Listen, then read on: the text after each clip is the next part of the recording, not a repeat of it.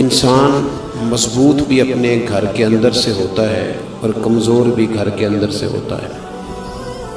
جو لوگ اپنے گھروں کے اندر مضبوط ہوتے ہیں وہ معاشرے میں بڑا انقلاب برپا کر دیتے ہیں۔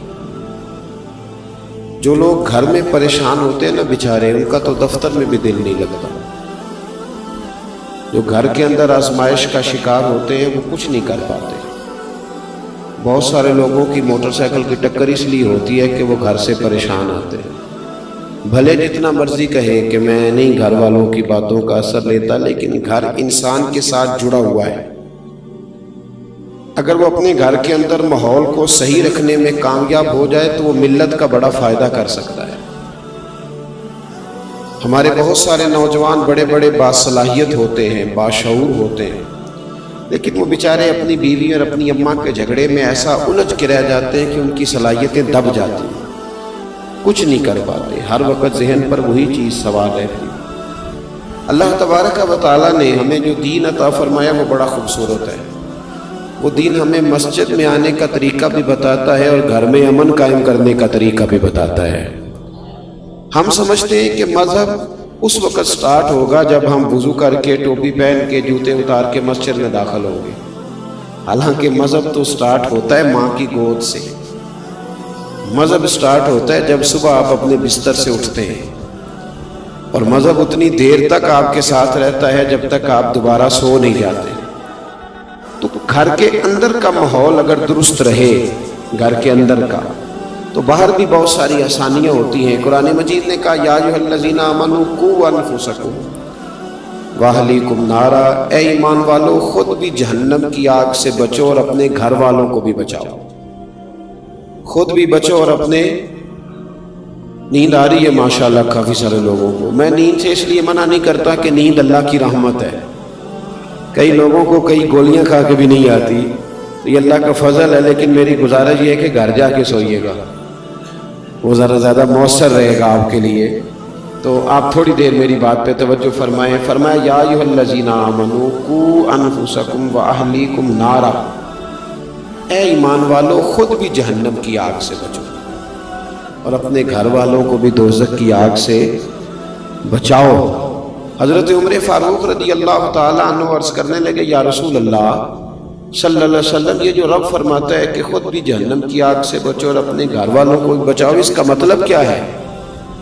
نبی پاک صلی اللہ علیہ وسلم نے فرمایا اس کا معنی یہ ہے کہ جن چیزوں کا اللہ رسول تمہیں حکم دیتے ہیں ان چیزوں کا تم اپنے گھر والوں کو حکم دو، اور جن چیزوں سے رب رسول تمہیں منع کرتے ہیں اپنے گھر والوں کو ان چیزوں سے منع کرو۔ مذہب جو ہوتا ہے نا میرے بھائی، یہ روح ہے۔ وجود سارا صحیح ہو، اندر سے روح نکل جائے تو نہ آنکھوں کو دیکھنے کی لذت ملتی ہے، نہ کانوں کو سننے کا ذائقہ، سارا وجود بیکار ہے۔ گھر کے اندر دولت ہو، مال ہو، بچے بھی ہوں، بیوی بھی ہو، ماں باپ بھی ہوں، رشتہ دار بھی ہوں، تجوری بھی ہو، لیکن گھر میں دین نہ ہو تو پھر لوگ آ کے پیر صاحب سے فتویٰ پوچھتے ہیں، تعویذ مانگتے ہیں، کہتے ہیں حضرت جی سارا کچھ ہے، سکون کوئی نہیں۔ سارا کچھ ہے لیکن سکون نہیں۔ سکون کب ہے؟ سکون تب ملے گا جب گھر میں قرآن بھی پڑھا جائے گا اور مصطفیٰ کریم پر درود و سلام بھی پڑھا جائے گا۔ یہ ہمارے بچوں کے عقیدے کیوں خراب ہوتے ہیں؟ بد مذہبوں کے ہتھے کیوں چڑھتے ہیں؟ توجہ ہے میری بات پر؟ بچوں کے عقائد اس وقت خراب ہوتے ہیں جب ہم انہیں عقیدہ سکھاتے ہی نہیں۔ مولوی صاحب کی بات تو وہ اتنی سنے گا جتنی ہم سنتے ہیں، کیونکہ ہم نے بتایا ہوتا ہے کہ یہ مولوی صاحب ہیں، ان کو ہم 10,000 روپیہ ماہانہ تنخواہ دیتے ہیں، تو بچہ بھی سمجھتا ہے کہ چونکہ یہ 10,000 لیتا ہے تو 1 گھنٹہ اس نے جمعے والے دن بات کرنی ہے۔ کیا اس کا وہ اثر لے گا؟ کیا اثر لے گا جب ہم نے تعارف اس طرح کرایا ہے؟ یہ نعت خواہ ہم نے بلایا ہوا ہے، کس لیے؟ یہ 15,000 روپیہ لے گا، تو بچہ کہتے ہیں اس کی تو ڈیوٹی ہے، 15,000 پورا کرنا ہے اس لیے۔ یہ خطیب صاحب آئے ہیں، کیا کرنے آئے؟ کہتے 25,000 ایڈوانس لیا، تو بچہ اس کا کیا اثر لے گا؟ وہ کہے گا اس کا تو کام ہے۔ فلاں آدمی بڑے اچھے شعر پڑھ رہا ہے، تو بچہ کہتا پڑھنے نہیں، اس کے اوپر پیسے نہیں پھینکے جا رہے ہیں، ساتھ ساتھ ہی پڑھنے نہیں، اسی لیے تو پڑھ رہا ہے۔ میرے بھائی بچے کو اپنی گود میں بٹھائیں، اور جہاں آپ اس کو یہ سکھاتے ہیں نا کہ بیٹے پڑھ جاؤ گے تو پیسے کماؤ گے، जहां उसे ये सिखाते हो ना पढ़ जाओगे तो बहुत ऊंचे उड़ोगे, जहां उसे ये सिखाते हो ना ये हमारा घर बड़ा करीबी है और ये हमारा दुश्मन है, तो बच्चा 5 साल का भी उस घर में नहीं घुसता। अपनी जात के बारे में बच्चे को सारा कुछ सिखाते हो, पहला काम उसे ये करो कि उसे मेरे नबी की मोहब्बत सिखाओ, उसे रसूलुल्लाह का प्यार सिखाओ। उसे रात को जब यहाँ लिटाते हो ना, यहाँ कंधे पे, उसे कहते हो मैंने तेरे लिए बड़ी मेहनत की, मैं बड़ी कोशिश करता रहा, मैं तेरे लिए बड़ी दूर तक सफर करके आया।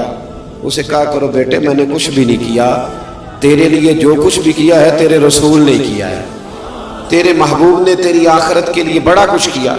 अपने बच्चों को नबी पाक अलैहिस्सलाम की मोहब्बत सिखाएं, उनकी घुट्टी में डालें ये बात। कैसे बिगड़ गया बच्चा, कैसे गैरों